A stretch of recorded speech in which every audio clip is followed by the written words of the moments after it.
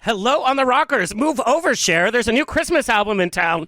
On this special holiday party episode, we chat with Drag Race alum, recording artist, and entertainer Trinity the Tuck about the holidays, her career, and her debut Christmas album and book, Trinity Ruins Christmas, with my guest co-host, Broadway and drag guru, Josh Ferri, and me, your favorite host with the sassy most. Raise a glass, let the drinks begin. It's On the Rocks. Ho, ho, ho.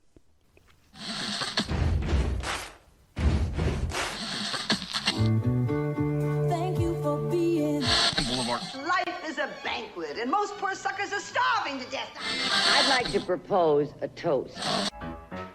This is On the Rocks with Alexander, where I drink with your favorite celebrities as we talk about fashion, entertainment, pop culture, reality TV, and, well, that's about it. So pop a cork, lean back, and raise a glass to On the Rocks. Fasten your seatbelt. It's going to be a bumpy. Lordy, lordy, lordy. Buttons and bows and pantyhose on the Rocks podcast, the place where we're too glam to give a damn. Follow us on Instagram and TikTok at On the Rocks on Air, and on Facebook, On the Rocks Radio Show. Send me an email, book me for pride, wedding, funeral, quinceañera, bris. I don't care. I'll show up. Info at ontherocksradioshow.com. Also send us your guest questions. We got tons of questions today. The show's presented by Straw Hat Media. You can watch and or listen to our now over 330 episodes at ontherocksradioshow.com for free. You can watch us on Apple TV, Roku, Amazon Fire TV on the Outlet.tv app, Facebook Watch, streaming with pride on SVTV, and on Channel 31 in Boston. We proudly tape at UBNGO Studios, your one-stop place for podcasting. Okay, let's get the show on the road. We got some ho-ho-hos to fulfill. Returning to On the Rocks, Josh Ferri worked in the Broadway community for 12 years before moving to California. He began his career as a press agent for musicals like Spring Awakening and Xanadu, as well as the Public Theater. He then joined the team at Broadway.com before launching editorial content for Broadway Box, where he served as an editor for over 6 years, creating the popular and viral YouTube series Dancing Through My Resume, Broadway Bucket List, and 20 Questions in 2 minutes. And as a drag queen newbie performing as Norma Lee High, he won his first drag competition ever for Season 3 of Vanity's Drag Star Challenge in Palm Springs, and he has since been appearing around Southern California. Please welcome back to On the Rocks, Josh Ferri. Hello, Joshy Poo.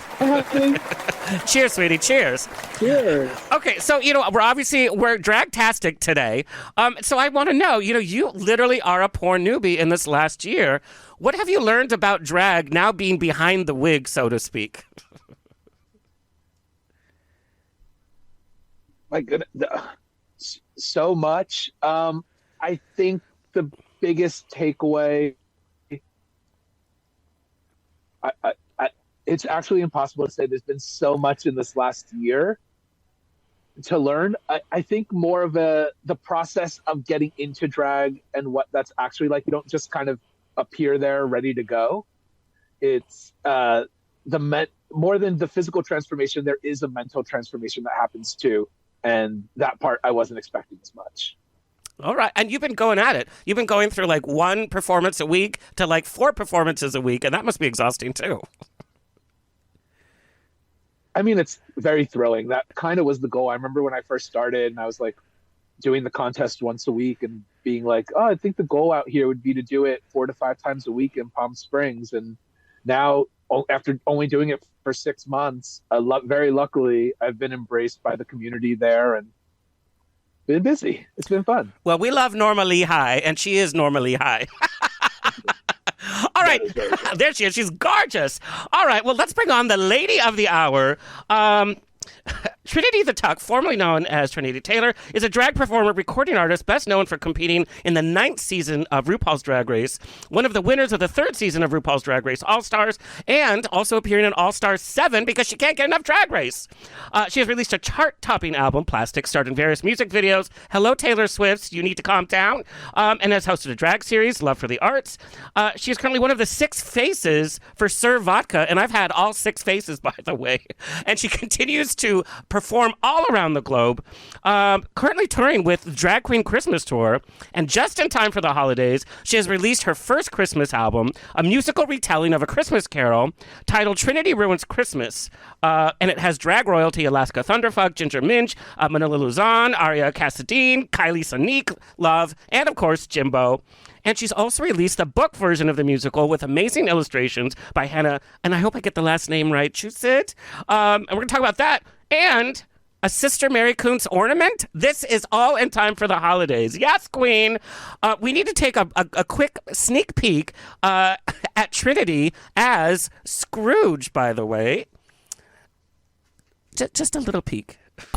I'll take your presents, I'll snatch your ham, I'll eat your cookies and take your man, I'll clog your chimney, I'll steal your tree, I'm vicious, don't mess with me. She's a mean one, she's a bitch, you can call her Christmas witch. She's a Grinch. Get over here. Big old bitch. She's a Scrooge witch. Sex appeal. Please, could you step? All right, that is a little peek at Trinity playing. Getting a little Scroogey up in here for Trinity Ruins Christmas, but Christmas is not ruined, and it's a perfect gift for anybody that loves or hates Christmas or loves or hates Trinity. Please welcome Trinity the Tuck. So we were just talking, like, you are in your car. You are a nonstop bitch. Like, you are just entertaining. You never get a break. Oh, girl, any moment I get, I am literally trying to do what I have to get done around the house. Right now, I'm home for literally, I leave tomorrow again to go back to tour. And I have to get stuff done. Errands, pay bills, laundry. Even a drag superstar has to be a housewife when she is home. I love that. That's the crossover we need. Real Housewives and Drag Race. Like, where is that crossover? I would love to do that. So let's pitch that. Yes. You can be the narrator of the season. There you go. Are you listening, Andy Cohen? Okay. I want to go back in time a little bit. How does a fabulous little boy from Alabama get through being raised in conservative Alabama in a family of Southern Baptist to the workroom? How does a little boy get through that? Well, I think a lot of alcohol, drugs, and sex, even at 13. I'm totally kidding. Any of that. I was a good kid. No, I think it's just like my story is just like most queer people. We have to just get through our childhood when you don't have an accepting family, or you grow up in a very religious home like I did. You just have to get through it. And I just wasn't sure the direction my life was going to take once I got on my own at 18. But when I found drag, I immediately knew that was my path, and I just followed that. And it's just snowballed into the monster that you see today. The fabulous monster. You've talked openly about how you were raised in a lower middle class household, maybe didn't have the most money. What did that teach you about life now that you look back as the successful queen making the coins? I think the biggest thing is to be grateful for what you have, and cherish memories, experiences, and people more than physical things. And I try to continue to do that. I have a very close-knit group of people that I surround myself with, and I cherish that more than any car, money, or gift, for sure. What was that first kind of spark, entertainment-wise, that kind of inspired you to be like, you know what, I want to get into this business? Was it a movie you saw as a kid? Was it a music video? What was that? I actually didn't think about drag or becoming an entertainer of any sort when I was a kid. I thought I was like, I'm going to grow up and I'm going to be a zoologist. That's what I was like. Oh, I love animals. I'm going to be a zoologist. Had no idea what that meant. I just had heard it before. It sounded fancy. And when I found drag, I was like, there's no way I would ever do it. Because it was like when I first turned 18, I went out and I saw a drag show and I was like, ew, I hate this. And one of my friends that was with me was like, you need to do it. You're like skinny and you'll be pretty and you'll do good. And I was like, I don't want to do that. And then they dared me to do it. there was a talent show for a Thursday night, and I did it, and I lost, and I did it till I won, and from there on, I just loved it. I just love that your first reaction to drag was like, nope. Yeah, no, seriously, there's just no way. This is because, you know, when you grow up in a very conservative household and in town, and those kind of things are like kind of in the back of your mind. You're already, even being part of the queer community, you're already judging other people based off of how you were raised and what you were taught. And so that's what I thought. I thought all drag queens did drugs and alcohol, and you know, that could be true to some, but it's definitely not true to all artists. It's an art form. Oh, this gentleman's in my video. I'm sorry.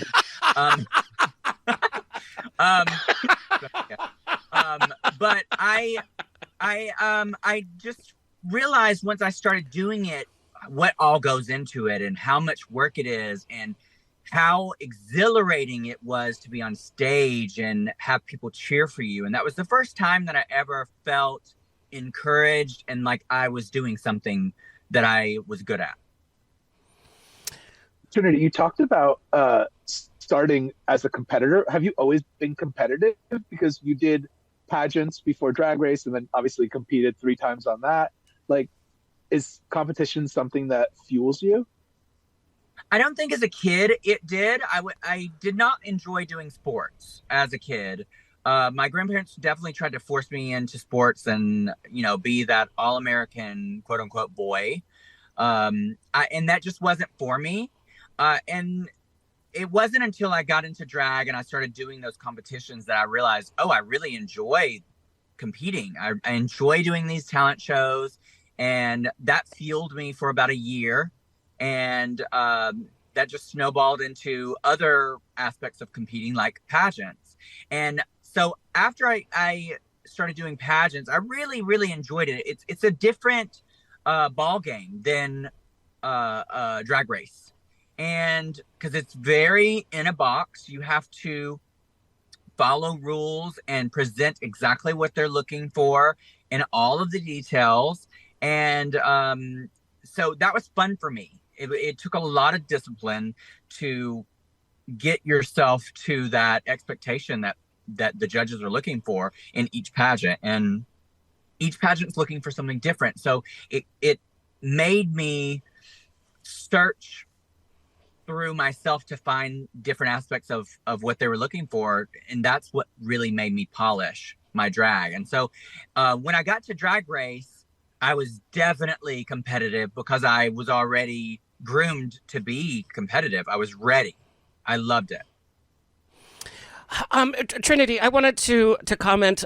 Your mother is beautifully memorialized as a victim of AIDS in Madonna's tour on screen. How did that come about, and what does it mean for you to be able to share your mother in such a big way? Well, I had posted maybe a year or two ago on my social media about my birth mother dying from complications of HIV/AIDS. And there is an Instagram called the AIDS Memorial that contacted me and asked if they could repost my story onto their Instagram because they post, that's all that they do. They repost memorialized pictures and stories so that it could be inspiration or so people don't forget those that have died from this disease.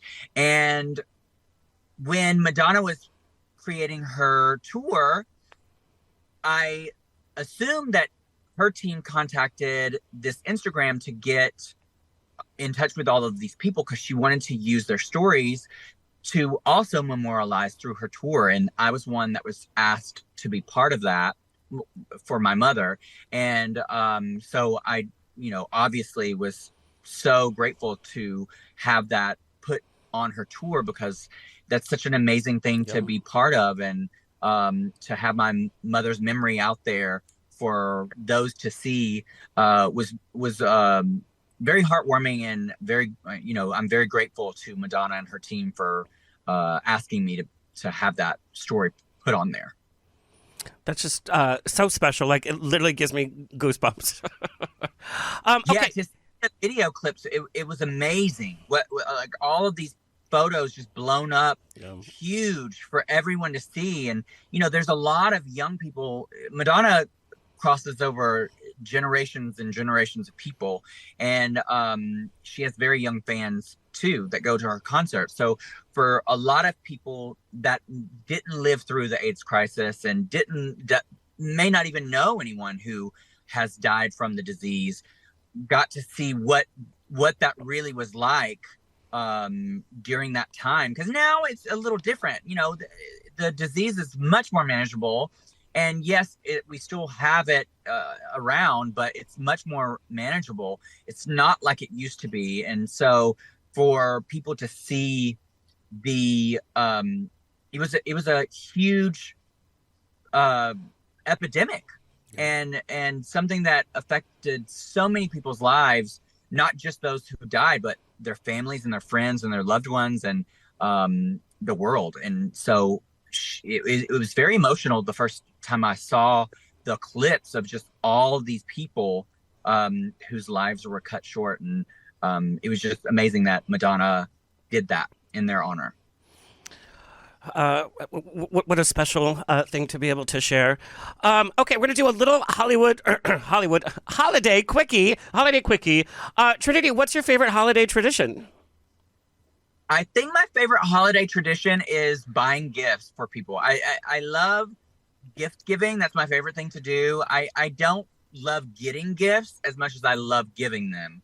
And I just like the excitement of it all, wrapping presents and having people unwrap the presents and seeing their face light up when they get something that they wanted and maybe something they didn't expect.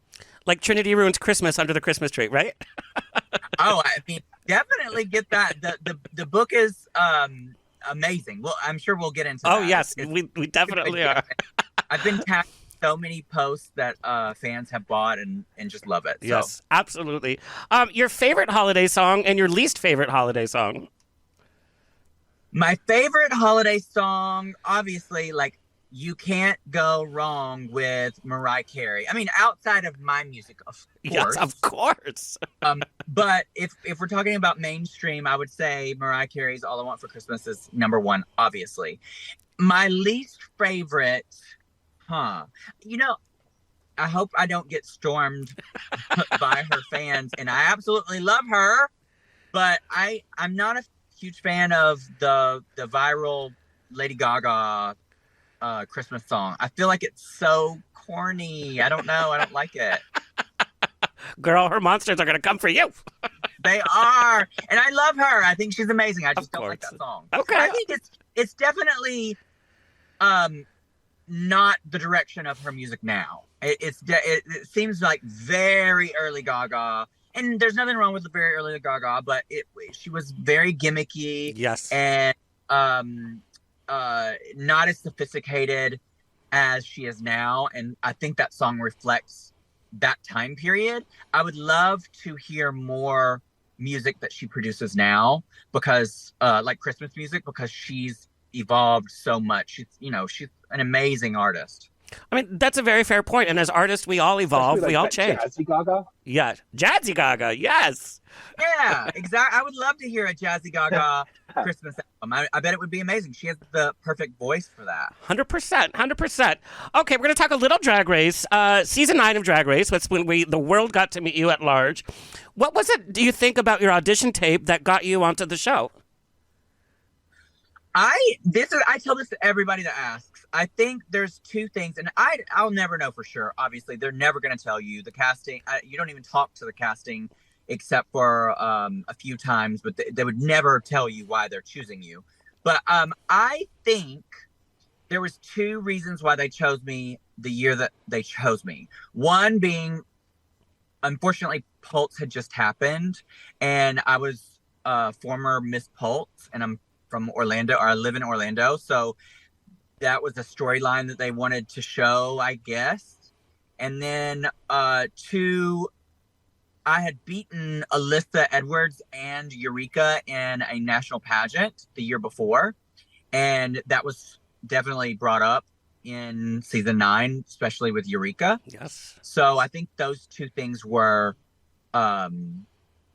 key for me to get on. I think that, there's 1,000 pageant queens, and they audition every year, and I can only assume those are the two things that made my audition tape stand out differently than others, for sure. I mean, aside from the fact that I'm super talented and gorgeous and deserving. Yeah. Well, and the pageant world is. Do you audition a lot, people? I auditioned 3 times. Have you auditioned before? Yeah, I auditioned 3 times. So I auditioned twice, never heard anything. Then they had contacted me to audition for season 8.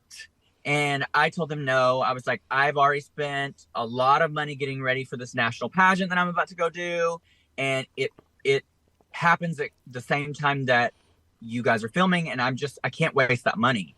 So I went and did that pageant. Luckily for me, I won.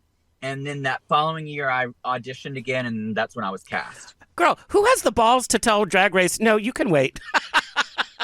Well, I think if I would have known what I know now, I probably would have just went, because you make so much money if you do it right, versus as a local queen, what I was making, the difference in funds is just crazy.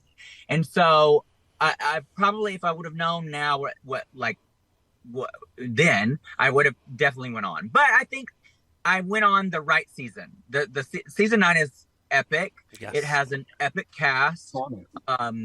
There's a lot of first from that season. It's also one of the last seasons that I feel has that original feel to the season, unlike some of the newer seasons.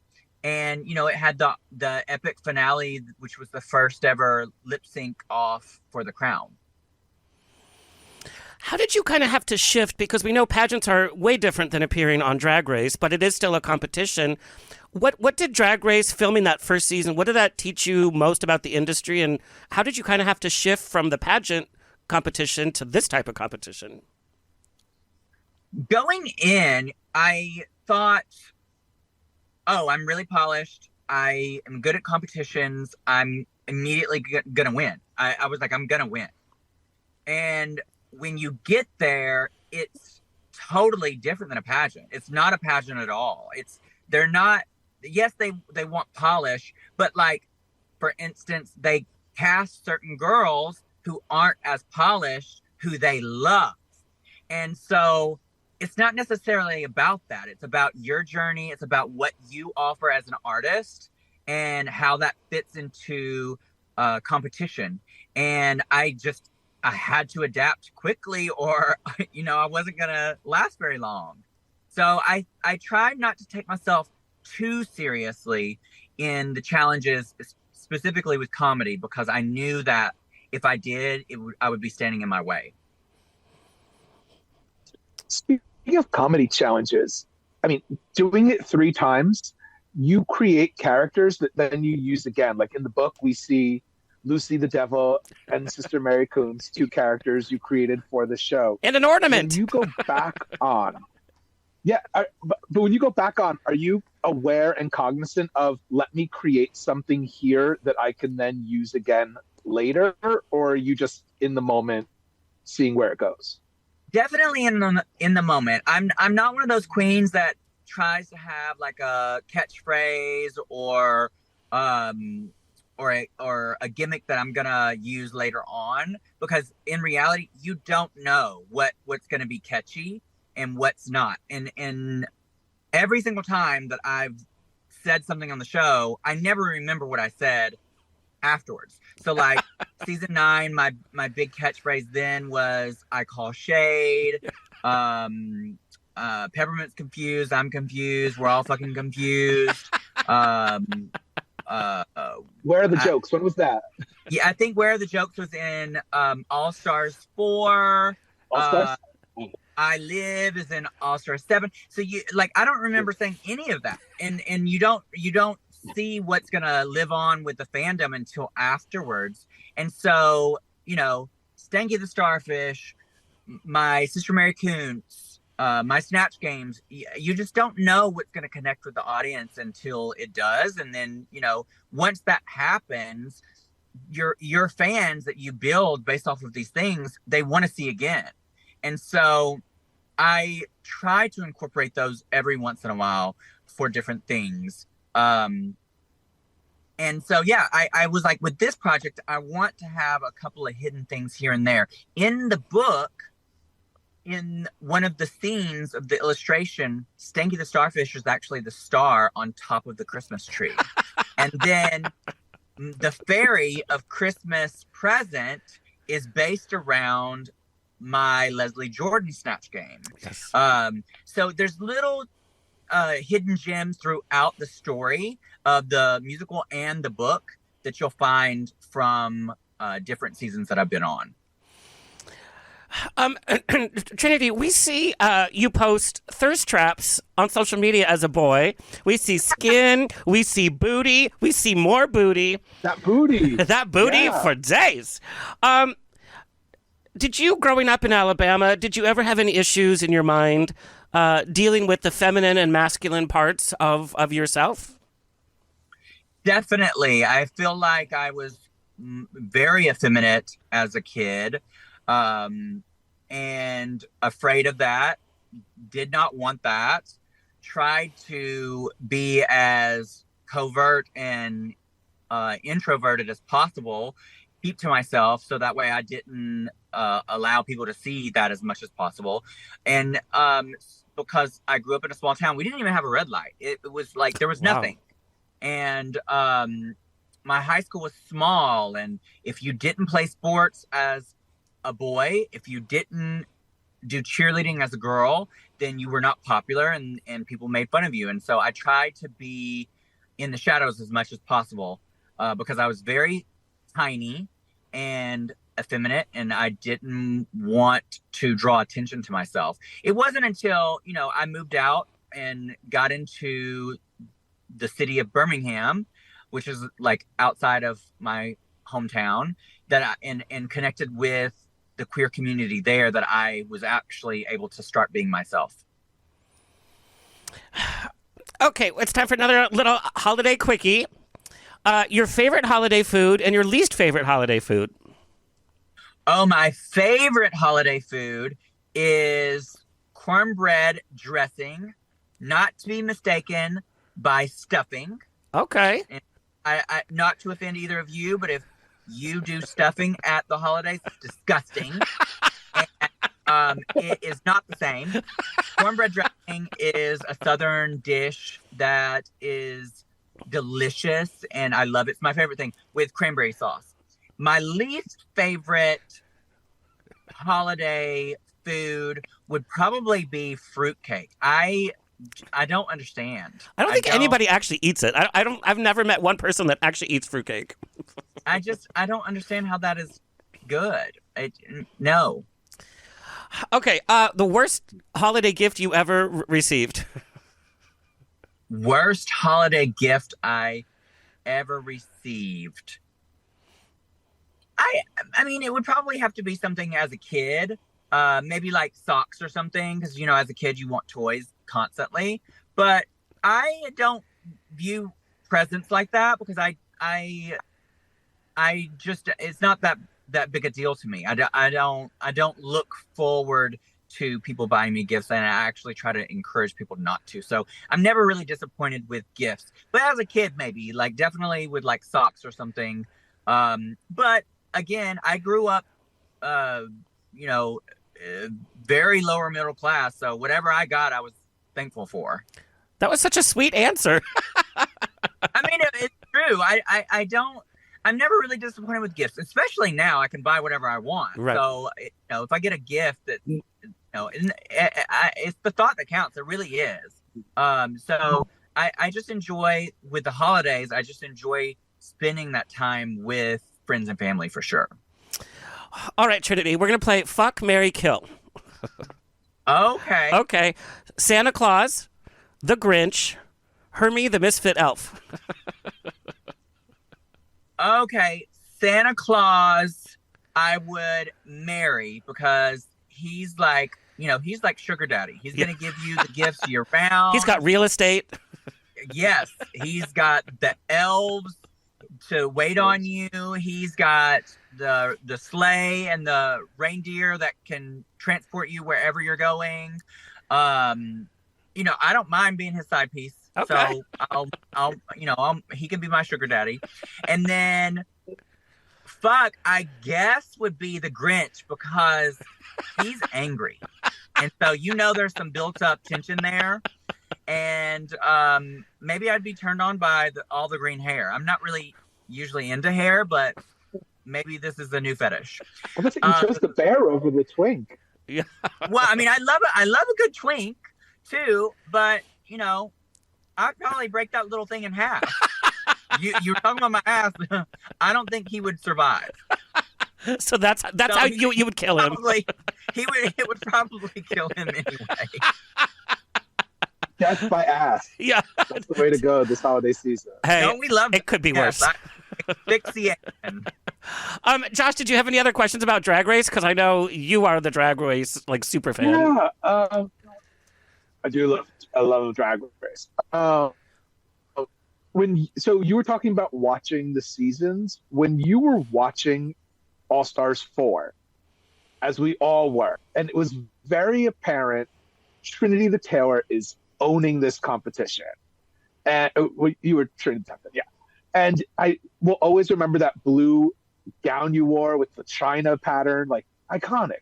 You guys didn't film a double win. So as this was happening, were you like, am I about to win this? Is this going to happen? And then was it a huge shock when they edited the two together? I think, and this is my honest feelings of what I was having there. And me and Monet have discussed this too. So this is not something that she doesn't know. I personally thought I was the sole winner. I felt like being there competing, I slayed the hell out of the season. You did? Because up until Manila was eliminated, Manila was, to me, my biggest competition. And when she went home, we had the same exact track record at that point, except for she was eliminated and I wasn't. So we had the same amount of wins. I was in the bottom once, she was in the bottom once, and so on and so forth. And so she got eliminated. After that, to me, there was nobody else that was a clear front runner other than me. And that's not me being cocky. That's just how I felt. So going into the finale, I really felt like I was the winner. Now, the lip sync, I do, Monet is an incredible performer. So the lip sync, I knew she was really good at the lip sync. And I was exhausted at that point, like physically exhausted. So I wasn't sure what was going to happen with the crowning, because with Drag Race, you just never know. Like sometimes they'll crown the clear winner. Sometimes you think somebody's going to win and it's somebody else. And, after watching the season as a third party, Monet did much better than I had thought she had done, because you don't get to see everything because you're competing alongside, not watching. And so once I was watching the season, I was like, I don't know, because she was incredible. And so at the end, I feel like I beat her in the season, and I think she beat me in the lip sync. So I think the tie was very much warranted. And and at the moment, we both thought they should have just picked one of us. We both thought at that time she would have rather have just crowned me, and I would have rather them just crown her rather than the tie. But now looking back on it, we love it. We both laugh about it. We love it. It's unique. Our reigns did not cross over. We both got our own money. And I say this every chance I get. The show's not really about winning. It really isn't. And when you can celebrate more than one queer person, especially at that time of the political climate where it was very racially charged. To have a white person and a black person equal was super important. And not only that, I was totally valid and warranted for sure. That was very well put and very well said. Trinity, Absolutely. we got this question from one of your... Yeah, go ahead. I don't know. I was going to say, how was the third time in the workroom different? When you walked in and everyone's a winner, how was it different than the other two times? Well, walking in, we saw that Jinx was there. We knew Jinx was going to be there. The Drag Race alum is quite small, especially with the winners. Like there's only a handful, so we all talk, and so we kind of knew who was going to be there. And so walking in, we all knew Jinx was going to win. One, Jinx is incredible. She is incredible and totally won All-Star 7. But also, Drag Race, the production loves Jinx.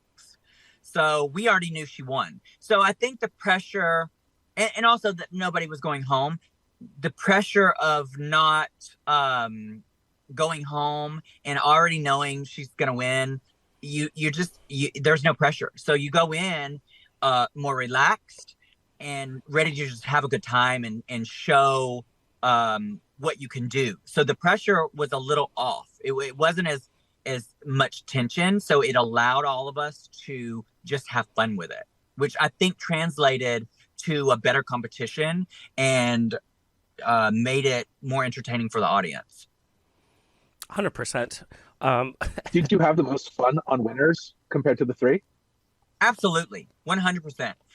Because not only is there no pressure, you also know those girls more because you've toured with them for several years at this point, and it just was more fun. It was just there was no like outcast. There was no like fighting, not real fighting really, and so it just allowed us all to be the best that we each individually could be, and then the judges just had to choose each week from there.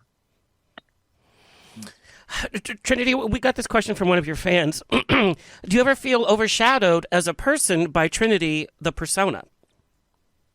No, I am totally okay with Trinity taking the spotlight and Ryan not.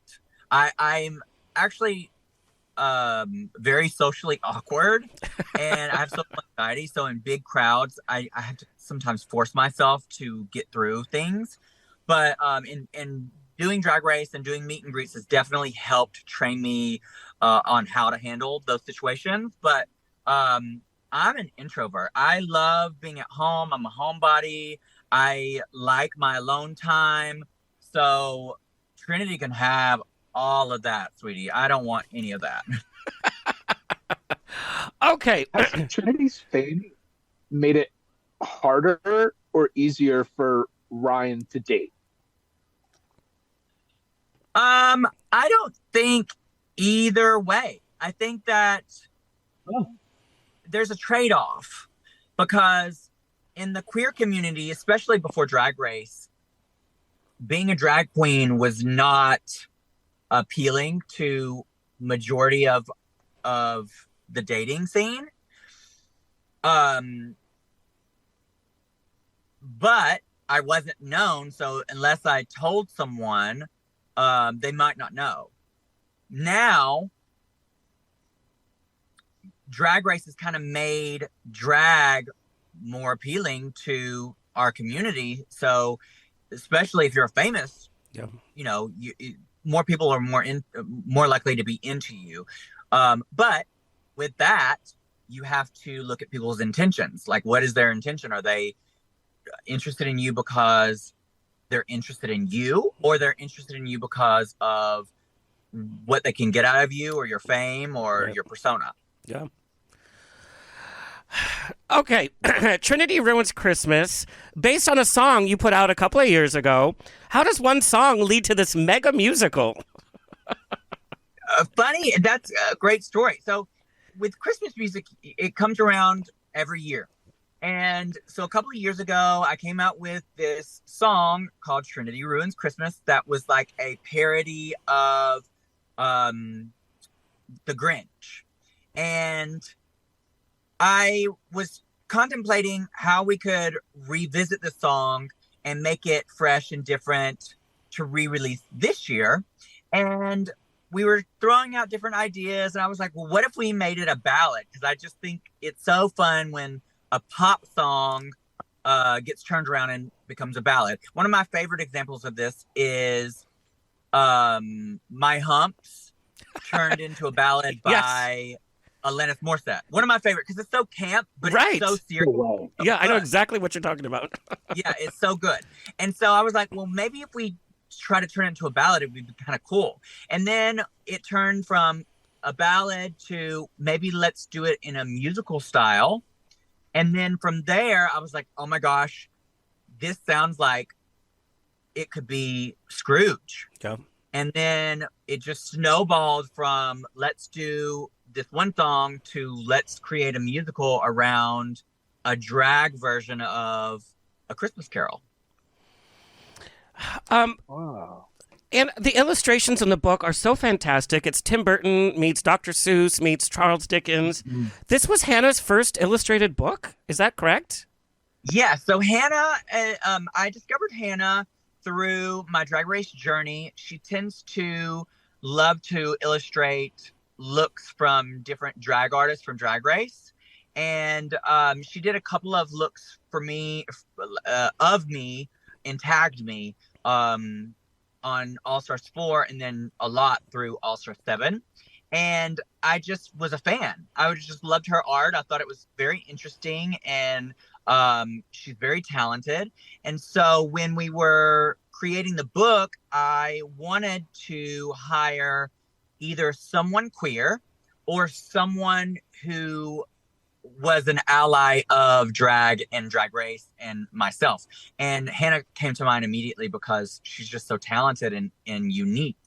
And her style lends itself to the story and what I wanted to convey. And what I did was I just told her, hey, look, this is the scene. I set the scene and I was like, go for it. You do what you think with these characters in this scenario. I really wanted her to have her own input as an artist, and it was more of a collaboration than her just doing the artwork. But yeah, this is her first ever full book. Wow. But she's done a lot of illustrations for merchandise and for our artwork in general in the past. I'd have to tell you, the musical is so smart. The lyrics are, yes, they're hilarious, but it's so smartly put together. And the more you listen to the album, I mean, I've been listening to it on repeat. It has heart to it as well. It's not just drag queen musical. It does tell, a Christmas Carol story, but there's a lot of feeling to it as well. It's so well put together. What was it like finishing that and being like, wow, we made a musical album? Well, I had a fantastic team. Brew, the producer who helped with the album, put in a lot of work with this album with his team as well. He has a team around him, and he's fantastic. And I'm actually working on new music for the new year that will come out sometime next year because I just enjoyed working with him. And also Jason Snow, who helped edit my story, because I wrote the story and then he really, really went in and made it a full-on masterpiece. And together we just created this amazing book and album. And we had to do the book first before we could even do the album, because Drew needed a direction on what kinds of songs and what characters needed to be in each song to be able to tell the full story. And so a process. It was a big project and a big collaboration, and my team was just incredible. If you notice, the book is Sister Mary Kuntz, like a chronicles of Sister Mary Kuntz. So my intent is to do a few more illustrated books based around Sister Mary Kuntz and her stories. Oh, we're ready for that. Yeah, and it won't be all Christmas. I think this is the one of her Christmas stories. But the thing about Sister Mary Kuntz is she's a nun, but she's not ever read the Bible. You know, this is a story that she's saying is biblical, that comes from the Bible. But that's what I love about her. She's like, yeah, she's delusional. She's delusional. So I can't wait to tell other stories, like maybe the true story of the Virgin Mary, or not so virgin. Hello, or maybe David and Goliath, or who knows what it's going to be. I love that. But it will be a great time for sure in the future. I want to share with the audience. I imagine you have a pretty deep Rolodex of your Drag Race sisters. How did you decide who to call for this project? I've worked with Alaska on a couple of musical projects, and she's always fantastic to work with. And when thinking of God, I knew I wanted God to be in female form. And when I think of drag, I was like, who do I think is like God of drag? And that's, to me, Alaska. She's so multifaceted and talented and accomplished. And I just knew she would have fun with it. And I'm really good with friends with Manila. I wanted her on the project. I loved, this is another thing. So Jimbo's character in the musical is based off of her Snatch Game character. And so I immediately thought, when we were having Tiny Tammy, I was like, I want that based around Jimbo. So I immediately contacted her for that. And then, the other characters were, when we were thinking about who to cast, I wanted people that I connected with. I'm good friends with Kylie. I thought she did a great job as the young Trinity. And R.E.B. Cassadine, I've known for years and years and years in the pageant world. And I wanted to give somebody that was not a Drag Race girl an opportunity. And she's an amazing vocalist, and she has a lot of heart in her voice. And I knew she'd be perfect for In the Dark. And so just everybody just came together. Ginger, I've known for so long, and the character of Kneel Down is just perfect for her, because I know she loves Ursula, and that was kind of one of the references, even though it's a male character, it was kind of one of the references for that villain. And I wanted her raspy attitude for it, because I knew she would be perfect. So everybody just fit perfect. It was just great. And Trinity, in other interviews, you've talked about one of your favorite tracks is Light in the Dark with Aria Cassadine. I just want to give the audience just a little snippet of this. And this is part of the heart that I'm talking about in the musical, because this song touched me. And I want the audience to hear just a little bit of Light in the Dark.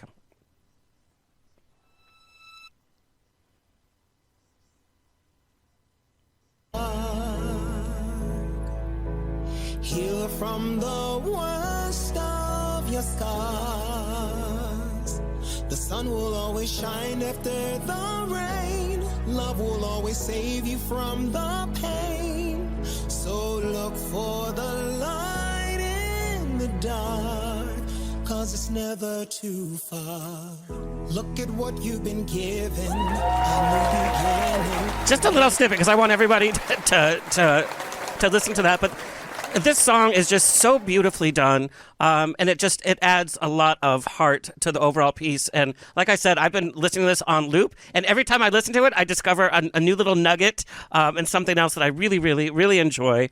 Trinity, tell everybody where they can listen to the musical and where they can get the book, because you can also download an e-copy of the book as well. Yes, you can get the book if you want a hard copy. It's very well made. Signed copies are on my website. You can get the Sister Mary Kuntz Christmas ornament as well on my website at trinitythetuck.com. Limited edition, by the way, so get it now. Yes, it's very limited. We won't probably produce these again. But the musical, if you want to listen to it, you can stream it on any of your favorite musical platforms. It's on Pandora, Spotify, Apple, Amazon, all of your major musical platforms. And you just stream it. You want to listen to it from the beginning to the end because it tells a story. And I'm telling you, you're gonna have different songs that are your favorites for different reasons, and all of them have a special place for sure. 100%. Okay, Trinity, if you have to have a full makeout session under the mistletoe with a fellow Drag Race alum, who is it? Oh my gosh, there's so many attractive drag queens. Who do I want to kai with? I don't know. Oh my gosh, you put me on the spot. There's so many cute ones. Let me just say, Shea Coulee, I have a lot of, she's one of my really good friends. I have a lot of memories with her. And so I have a good connection. And girl, she has big, beautiful, voluptuous lips. I bet you she is the best kisser and the best ass eater. So, Shea Coulee, I know that you and Dan are together, and if you ever need a sister to kai with, you heard it here first. I love that. Okay, Trinity, you are touring on the Christmas Drag Queen Tour. You've been touring all month. What's it like sharing a dressing room and traveling with these queens all over the place? Do you have any diva stories for us? Not this season. I've done many tours with Murray and Peter Presents with the Drag Queen Christmas. Yes. And usually every year there's at least one diva. But this year has been so smooth. And I have enjoyed touring with all of these girls. I looked forward to touring with Crystal Method and Heidi in Closet the most because we just filmed a horror comedy in South Africa called Slay, right? Yes, it's called Slay. Slay, hey! And we'll be out this upcoming year on Tubi. Shoot, I can't. I'm blanking out right now. But just keep up with me on social media to find out where it's at. But I enjoyed them so much doing that project that I was looking forward to seeing them again on the tour because I hadn't seen them since we filmed, and it just so good. So it's such a good time with them. And I do believe Slay will be available on Tubi, right? Tubi, yes. That's. Thank you so much. All right. Before we go, Trinity, next year you turn a big age number. It's, to be celebrated. What do you want to accomplish in the next year before that birthday? I say this all the time. I have accomplished more than I ever thought as a kid I would. I never knew that I would have been able to travel around the world multiple times. I've been to every continent except for Antarctica. I, have met so many amazing people, fans, and done so many amazing things, movies, TV shows, music.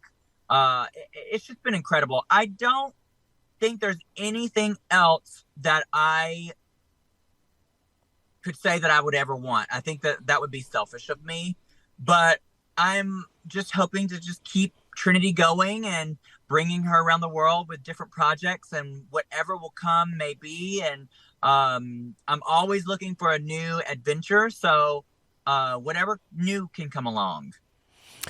I love it. It has been such an absolute treat to get to chat with you from the intimacy of your car, by the way.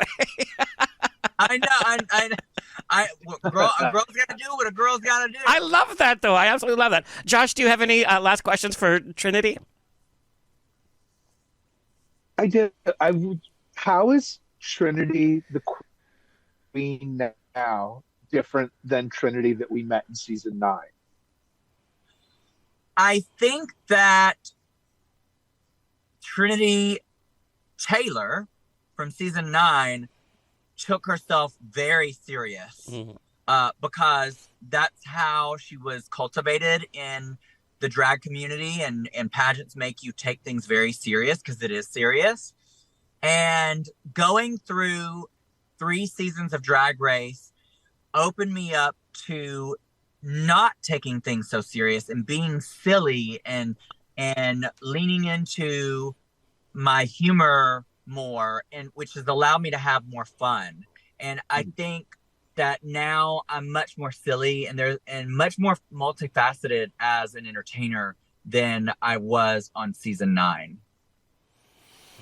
I love it. Trinity, where do you want everybody to find and follow you? You can find me on all my social media at Trinity the Tuck, and go check out my touring schedule and all the goodies on my website at trinitythetuck.com, and sometimes on Grindr. I love that. And I got to do these meet and greets. Well, you put the meat in meet and greets. I'll tell you that. Trinity, thank you so much. I hope you enjoy the holiday. I know you're super busy, and I know you're heading over the pond soon as well. Have a safe trip. And thank you for sharing so much with us, and thank you for giving us Trinity Ruins Christmas this holiday season. Oh, thank you both for having me on your show, and I look forward to talking to you again in the future. For sure. Thank you. Happy holidays. Happy holidays. And Josh, where can everybody find and follow you? Josh Ferri on Instagram, or my drag persona, Normally High, which I update with more often. Thank you. And I wish you were here in the studio with us, but you're visiting family on the East Coast. So happy holidays to you and your family. Thank you. All right, that's it. That was our holiday show here on The Rocks. It's always a grab bag of fun here every week. A big thank you to our engineer, Tony Sweet, and our social media clip editor, Alexis Mendez. And I just have to take this opportunity. I want to thank our audience. I know during the holidays we want to give special thanks to those around us. So I want to thank the audience for tuning in and keeping this show going. I really, really appreciate it. I wish a happy new year to everybody. And until next time, stay happy, stay healthy, stay sexy, and if you drink, stay tipsy. This has been another episode of On the Rocks. Tweet me and slide into my DMs on Twitter and Instagram at On the Rocks On Air. Find everything On the Rocks for free at OnTheRocksRadioShow.com. Subscribe, like, review, and share. Until next week, stay fabulous.